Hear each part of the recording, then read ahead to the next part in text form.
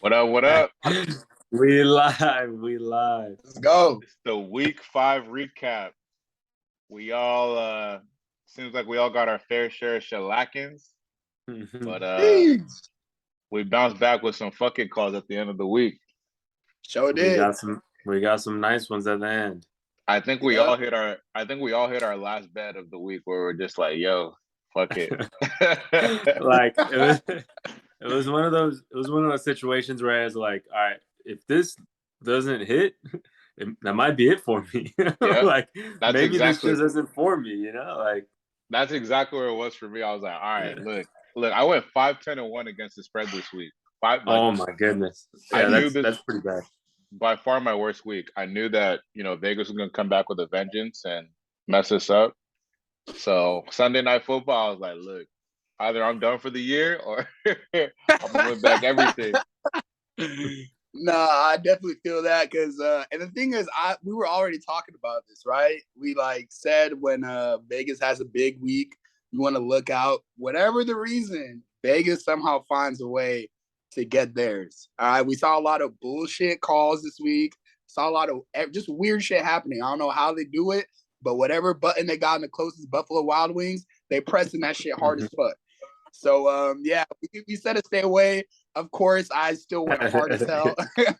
Pretty much Sunday wiped me the hell out, and came back on Monday. So yeah, it was definitely a weird week, but yeah.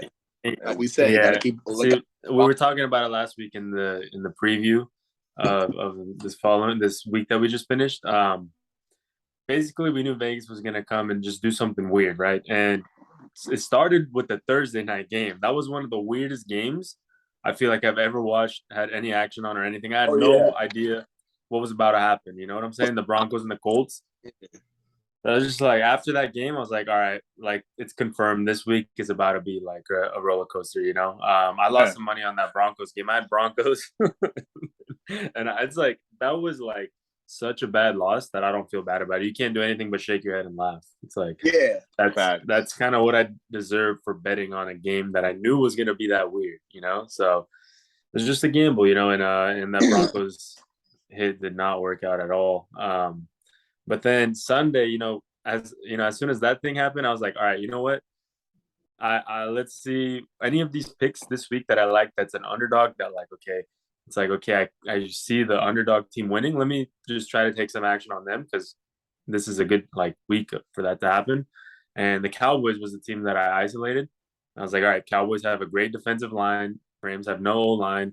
Rams have all the hype, obviously, and it's in LA, but Cowboys basically own half of, if not more, maybe 60% of that fan base in LA, so it was a home game for the Cowboys and the Cowboys actually won the game. I thought they would just cover the +5, but they won. So that was a good gamble for me. And Monday was not bad either because, I had the Raiders +7 just because of the divisional game. That was a pick that I really liked. So I felt good, and the 3 picks that I actually put real action on, I was 2-1, and the one being the Broncos loss, Thursday. But the other picks was just so weird. And it's like, I didn't feel confident in any of them. And, there was a lot of weird outcomes, so I'm glad I didn't really touch them. Yep. I agree. I did. The worst part of cause I knew I literally set myself up for failure. I told myself I'm not going to do parlays heavy this week. Of course I did parlays heavy this week. And in Action Network went 10-8, went 10-8 or 10-8-1. I had a couple unders in there or over unders in there too. And somehow still came out negative on Sunday. Which is the teams that I did throw straight up on, which is crazy, bro. The ones that I did throw straight up on was Browns, which one of the worst ways you can lose. That was just a weird game in general. I kept feeling like whoever had the ball last would win. And then Commanders, I threw a little bit on them straight up. When am I going to learn? 3 weeks in a row, I'm off. This one for good, bro. If not, commit me. Put facility, whatever it takes, man. Bro, you're gonna be known as that guy that every week on the podcast he says, "Don't let me take Commanders." You a damn lie, bro. Don't bet him. You've said that since week 2, bro. You've said that you have a soft spot for Carson Wentz. I think that's what it is. because you know how good he can be, and I feel like you just think, all right, this might be the week. Yeah, because he's one of those guys who's like, you could bet against him, but for me, I feel like I'd be more pissed if I bet against him and then he killed me than if I bet on him, lost for me. Because I'm like, in my back of my head, I'm like, possibility. So I'm trying to almost like hit on that possibility. But in reality, you can't do that. You got to play the numbers, and more times than not, he's going to fail you. So should be betting against him every time and just living with the L's that he gives me. So, Commanders did go a small straight up on Texans plus 7.5, but it was like a half a unit. And then most of my plays had Texans plus 7.5, had we had Raiders Monday night, had Ravens in there, Rams, which failed me, and Eagles first half, but most of my parlay.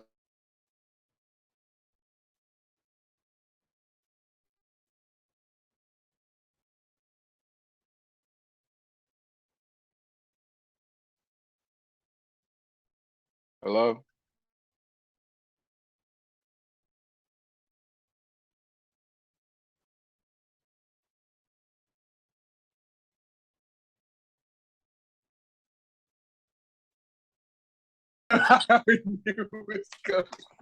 We back. What happened? Should I do?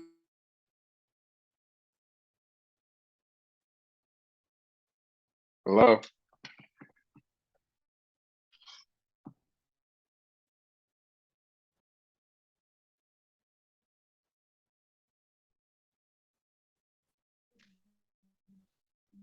We good? Come on. I can hear you. All that shit talking about cricket, not look at you, bro. I know, man. Hey, man. Crazy.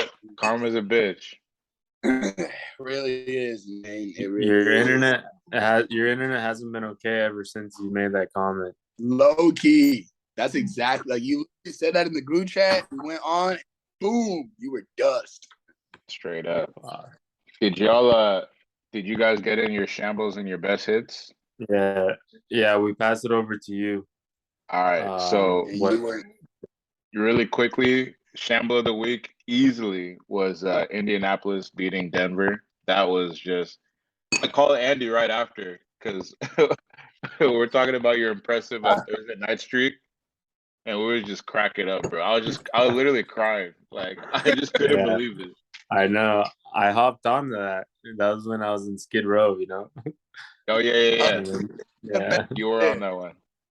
Yeah, bro. Yeah. Like there was no words. America watched that together. I think America would consensus pick that as Shamble of the week. Like, bro, yeah. And you want to know something? Is I was watching that game at my barber's, and 4th and 1, you know, is that last play of the game. My barber was closing down. I was like, oh, hold on, let me just watch this last play.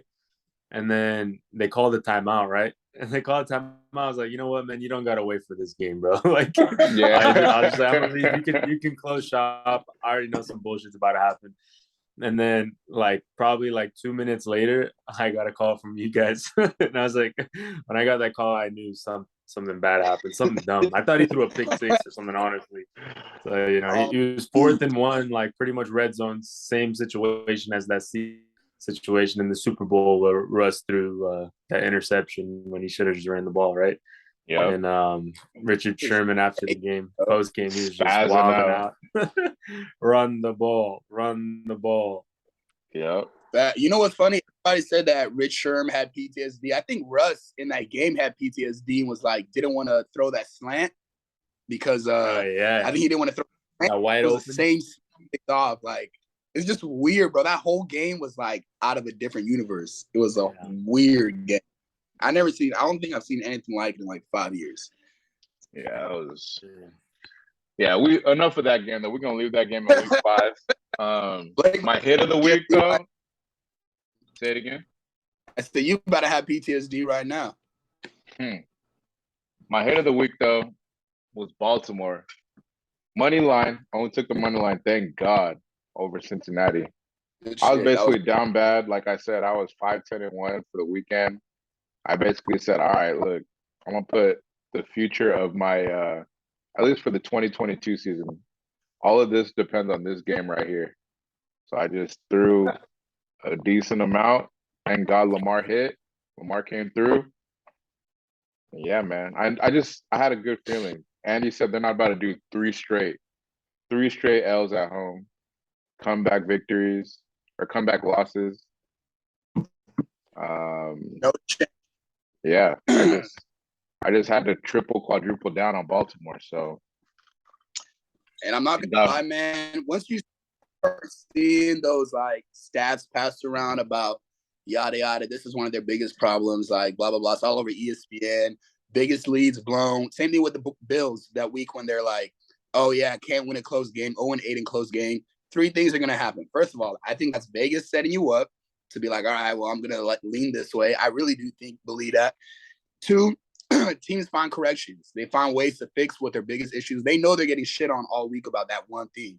Team can't run the ball. Team can't blah, blah, blah. They find ways to fix it because they know, like, all right, my job is on the line. My team's on the line. I want it to be because of that one thing that we're getting killed on.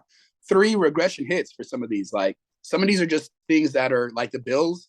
I don't really think that's them not being – I do think they have some issues where, like, they're not detail-oriented. But I think most of it's just luck of the draw and regression hits. We're seeing that with the Raiders. We're seeing that with the Bengals. Last year, those are the two teams that won a lot of close games, a lot of not miracle, but last-second wins, lucky wins. Luck always evens out. It always evens out. If it's going to hit you the next year, it's going to hit you the season after, whatever. It's going to hit you later in the season. So it always evens out. Don't buy the hype. You see one stat and think you got a lock. Don't base it on that one little tiny stat, you know? So yeah. Glad you got that hit. And glad you didn't take the spread because Jesus Christ. I would have actually burned down. Don't put this up. I would have burned down Vegas if I had 2.5. 1-2. Oh my God, bro. Oh, crazy. For sure. Those twos be making me sweat. Yeah, bro. Honestly, I'm kind of leaning SOJAD's method moving forward and just going to try to duck spreads as much as possible because it's a dangerous game out there. Like, it's just not worth it. It's hard. In the long run, you're going to make money doing the spreads, but at the same time, if you have like a team, especially if you're doing a standalone game, I would rather do money line unless it's like 5 points. Then you're not, you don't want to do money line, but standalone game like that one, like especially with a team, division rivals and stuff, points at a premium. Yeah. Nah, just take last week, all the divisional games, the underdog covered all 6 games. They're 6-0. Yep. Which is something that, obviously it worked last week, but it's something that I have been paying attention to a lot. Is in these divisional games, if there's a large spread, I really like to take the underdog because from what I've seen, those are usually closer compared to a regular game, They're more competitive. So it's not going to be as high of a likelihood to be a blowout. So what's crazy? Rivalries there's a lot of value in those. Yeah. 100%. Like, that's how I started off the year. Like, that's what was helping me, honestly, most in the beginning of the year. NFL, I don't know if this is a recent thing. NFL's doing something weird where they're starting off with so many. Okay, Blake, you can just filter it up. You'll need to actually put on the glasses. But NFL, they started putting divisional games in the beginning of the year. Weird. Like, I think we already have some teams that have already played it. Like the Jags and Colts are about to play each other the second time by week 6, which is weird. But yeah, anytime you have those, take the underdog. Take the underdog. That's how we started off the year good. And then I don't know what happened. I forgot. Like, there's some other factors that I was factoring in more than just the straight up divisional dogs. Like Falcons and Bucks, just take the dog. Stuff like that. So the thing that was weird was that there's a lot of divisional dogs that were trash. So like Texans, Vikings, Bears, Falcons are really big spreads. So you're kind of like, dang, buy into bad teams. But that's where you should buy into bad teams, especially divisional dogs. So. Yep. All righty. So let's move on to week 6. Let's get this week 6 slate going. I saw a tongue tie right there. All righty. So we're starting out with the Thursday night extravaganza. Next. I like that.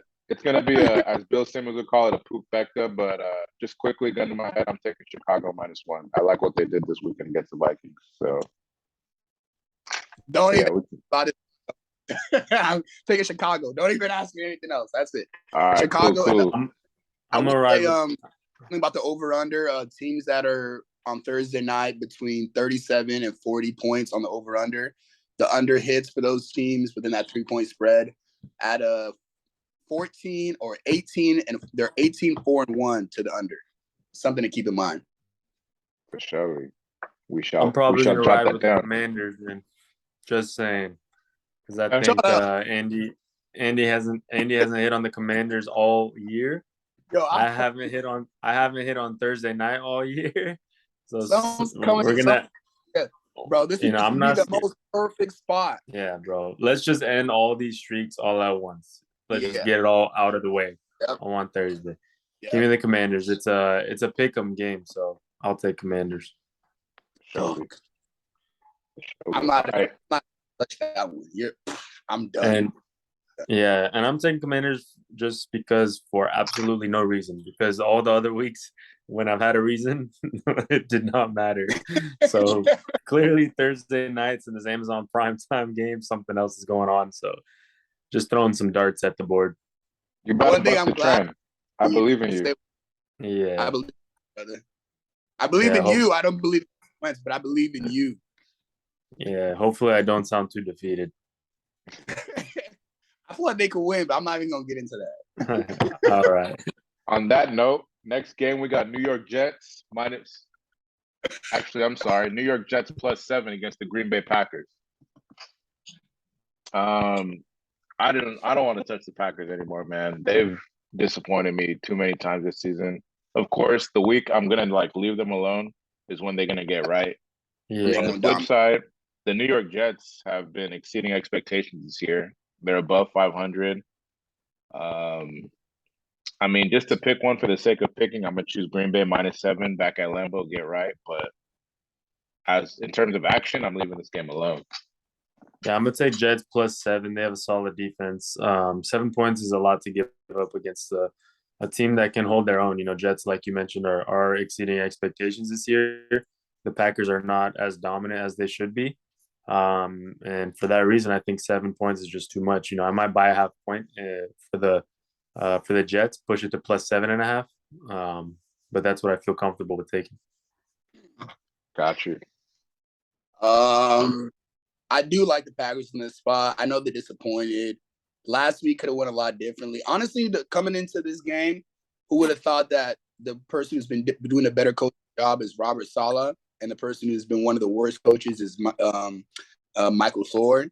Some weird coaching decisions going on. Like, they were running the ball really well first half, then they stopped running and just start throwing the ball when they don't have receivers, almost to like prove a point that Aaron, like, basically we have the win. Let's start like getting our offense passing game going. That's what it felt like. So I feel like if they stick to the script, run the ball really well.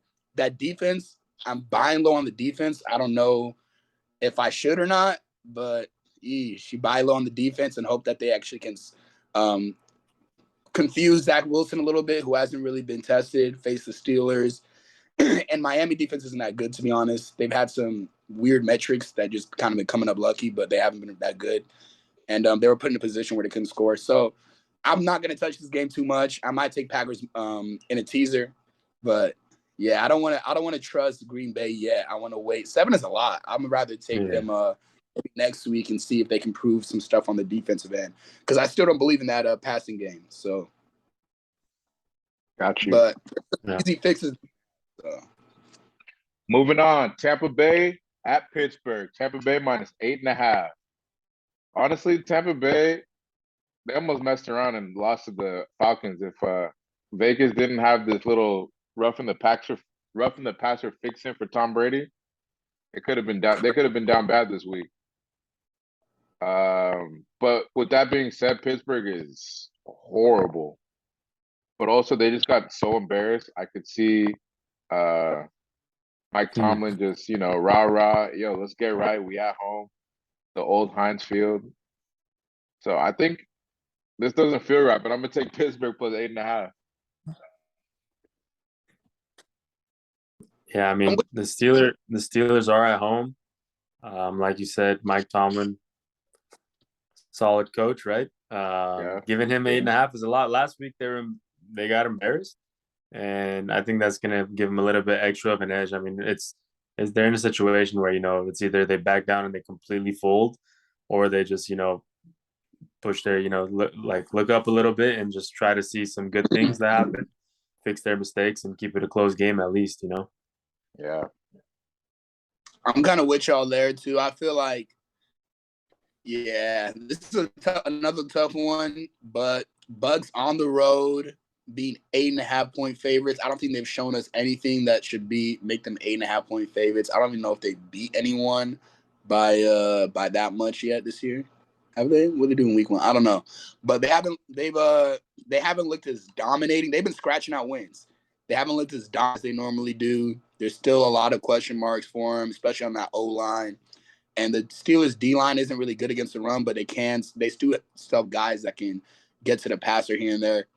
I feel like this is a pride game for the Steelers, and that's the exact spot I want to bet them at home.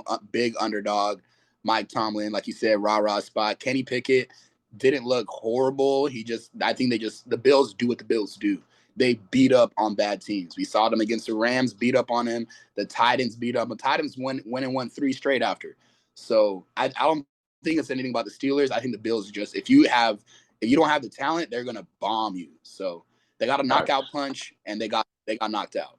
So I'm gonna take the Steelers here. I think they still have a lot of issues, but I'd rather just bet on the pride of that organization and the coach. So Facts. Yeah, this might be value play of the week, so I like it. Yeah. Next up, we got Jacksonville at Indianapolis. Indianapolis is -2.5. This is also another next. I don't want anything to do with either one of these teams. Gun to my head. Actually, shit. I'm getting shot, bro. Like, I would take Jacksonville +2.5, but I feel like no matter which way you bet, you losing this game. You losing by having money on this game. Yeah, the Colts are just a really tough team to bet on, man. Like last week, Jonathan Taylor was out, and then within like the first drive or something like that, early in the game, Hines, he went out. So it's like they didn't have any running game. They don't really have a passing game. Like, how are they going to win this game? But they somehow did. And in this situation too, it's like Jaguars are good, but they're not great enough to beat all the bad teams. They're not like a Bills, like you were mentioning. The Bills just pound on bad teams. You can always trust them. But like Jaguars should beat the bad teams, but I don't know if I trust them. So I'm personally going to stay away from this. I don't know how to treat the Colts, man. I really don't. Yeah. This is very interesting. This is like one of those games where I kind of just I look at the number. There's not much value on the number. I look at the teams. I would choose Jacksonville. I feel like their defense is the best unit on the field. Once I go from number to like the actual personnel, then I start looking at just like the small shit, like injuries and the money. And a lot of the sharp money is on the Colts. And I just feel like that makes sense because this just feels like a trap. It just feels like people are still on Jacksonville from early in the year. They should beat the Colts. They really should, but maybe there's something we're not seeing. We've got to dig some more into that one. But yeah, man, people were saying Trevor Lawrence is going to be MVP candidate just 2 weeks ago. And now he's underdog against the Colts. So something's not right. They do get JT back, but I don't think that makes a huge difference. Jacksonville has a really good run defense. Maybe it's just Trevor Lawrence. Maybe the market's not buying Trevor Lawrence. So, and I don't know if I really buy him like that either. So, but damn, Matt Ryan, bro, he looks like he needs a walker, bro. What? He looks ass. He looks really, really bad. I can't see it. If I have to bet it, I'll probably bet Jags, and I probably regret it. But I'm gonna be mad if I see them up like 21-0 on the Colts, which they could easily be. We're all better off leaving that game alone. Believe that. So it's also a divisional game. Weird shit can happen. Revenge factor early in the season because they beat them earlier. Nah. Facts. Yeah. Next up, we got San Francisco in Atlanta. San Francisco's 5.5 point favorites. I'm just gonna be short and sweet with this. biggest regret last week was not hammering San Francisco with that small spread against the Carolina Panthers. This team, I think by far is the best team in the NFC after the Eagles. They got that vibe from a couple years back, that NFC Championship vibe, and there's still value. People haven't caught up yet, but I would ride Niners for the next few weeks if I were a novice bettor, which I am. Yeah, Niners minus 5.5 here. You just bet it, forget it, and whatever happens, happens. If you lose it, you're not going to lose sleep over it because you know this was like a bet they just have to make. If Vegas is playing mind games with you, you know what? That's too deep. I don't want to psych myself out. So Niners defense is real. I think it's by far and away the best defense in the league. And 5.5 is not, much here. So I'll take that 5.5 for the Niners. I think they'll cover. I'm on Andy. Falcons. My first bet Oh, of the week.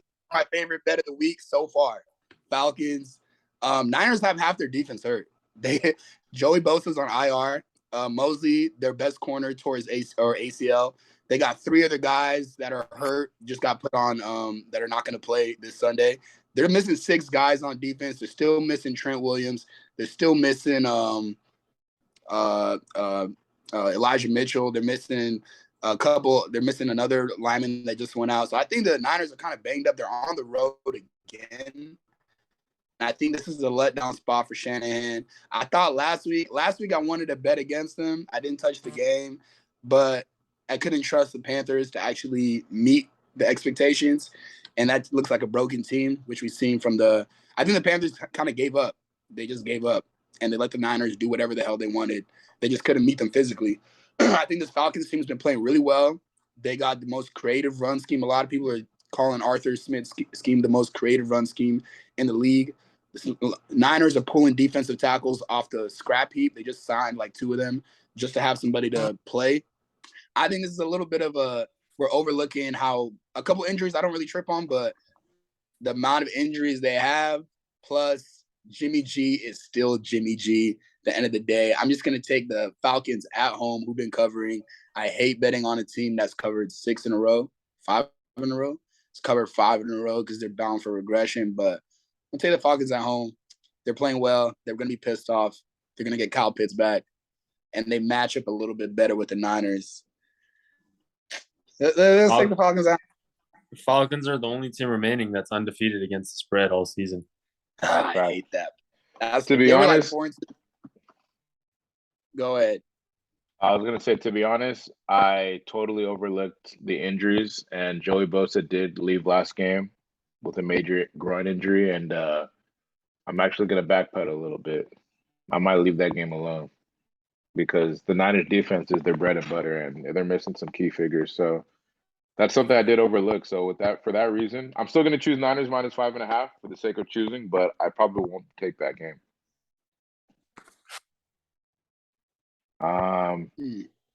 Did you guys have any more comments, or else I'm gonna move on to New England versus Cleveland? All right, moving on to New England versus Cleveland. Also, see if Drake London plays, because that's another big key too. Got you. We got Cleveland minus 3 at home versus the Patriots. So Bill Belichick's returning to his stomping grounds, the team that once upon a time fired him. Yep, you guys might want to Google that. I bet you didn't know. I knew. I like Patriots. I like Patriots plus 3. The Patriots are good. The Patriots are a decent team. They are. I agree. The Patriots are very underrated. That defense is legit. I'm not sure if Mac Jones is coming back, but it seems like their offense is at a point where it doesn't matter who's in it. It's solid enough for the plug and play. No one's talking about, oh, he hired his son to be an offensive coordinator. Like, the offense is doing okay. It's doing well enough. What they did to the Lions is super impressive. I think that's very underrated what they did to the Lions. And so for those reasons, I'm taking Patriots plus 3. Yeah, I'm going to agree with you on that just because of what we saw last week with the Lions. Holding the Lions to 0 points is kind of insane, man. That was that was an offense that was kind of humming. Like Lions are known for giving up a lot of points, but their offense is also pretty solid. They can score with the best of them. So to keep them to 0, that just tells me a lot about the Patriots defense. In the sense that Belichick can really scheme out these quarterbacks who are not, seasoned vets, and that's kind of like what Belichick is going up against this week with the Browns. So right here, I trust Belichick to be able to scheme out, quarterback in Cleveland. So, what do you think, Andy? Kind of leaning the same way, to be honest. I don't have a strong feel for this game because on the one hand, you have Bill Belichick, the guru, the mastermind. Like you said, we've seen what he did last week against the Lions. Even though no Amon-Ra was a decoy, he didn't really play much, and no Swift, but still 0-point shutout. That's hard to do. And then on the other side, you have Nick Chubb, who's the best running back in the NFL right now. And we've seen last time they played, Nick Chubb ran all over them. So if I get a hook on this, I'm gonna take the Pats plus 3.5 because I still think that Browns defense pretty trash. They should be able to do whatever they want. And yeah, and if the coaching battle goes to Bill, then I'm gonna lean that way a little bit. But I don't feel this is one of those games where I'm gonna just be one narrative is gonna win out, and I'm just gonna be pissed I didn't buy into that narrative. So I'm not gonna go too hard on it. I probably tease the Pats if anything, because Browns have not been really blowing anybody out. They've just been keeping pace and hoping they get the ball last. So, but then again, it is a rookie quarterback. I don't know. It's an interesting game. Surely. All right. Next up, we got Baltimore at New York Giants. Baltimore is a 5-point favorite. Look, man, Baltimore had a big win against Cincy on Sunday Night Football. I think a lot of people would still have them on a short list of contenders, top 5-7 teams. But the Giants seem to be playing with some kind of magic that I don't want to really mess with. And Baltimore has disappointed, basically it's a 50% chance that Baltimore is going to disappoint you.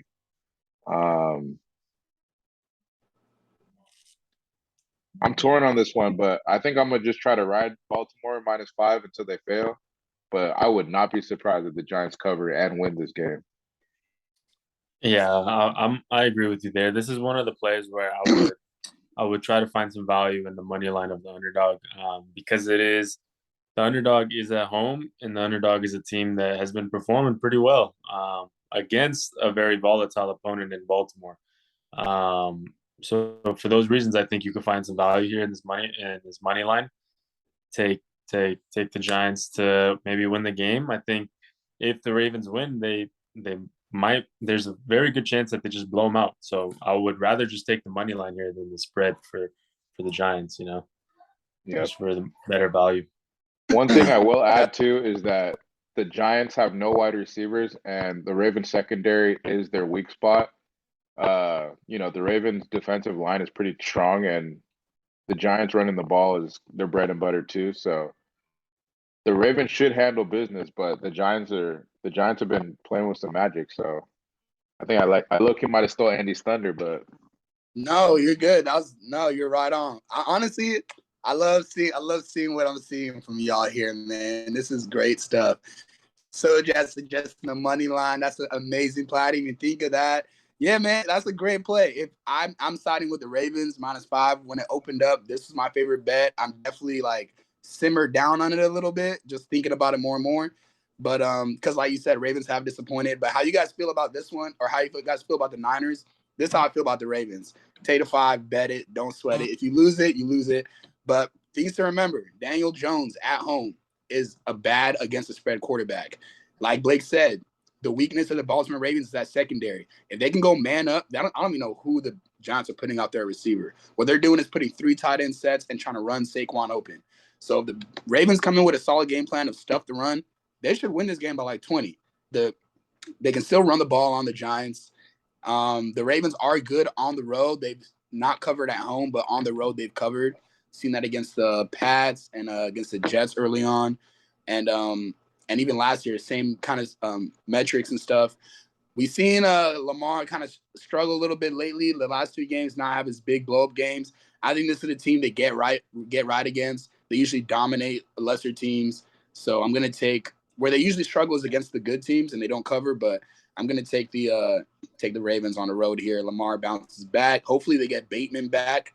I feel like that hurt him last game a little bit too. They get Bateman back, I'm all over the Ravens. But I'm gonna take John Harbaugh, the superior coach, even though Daybolt's been doing a really good job. It's a lot of smoke and mirrors, and I feel like that ends on Sunday.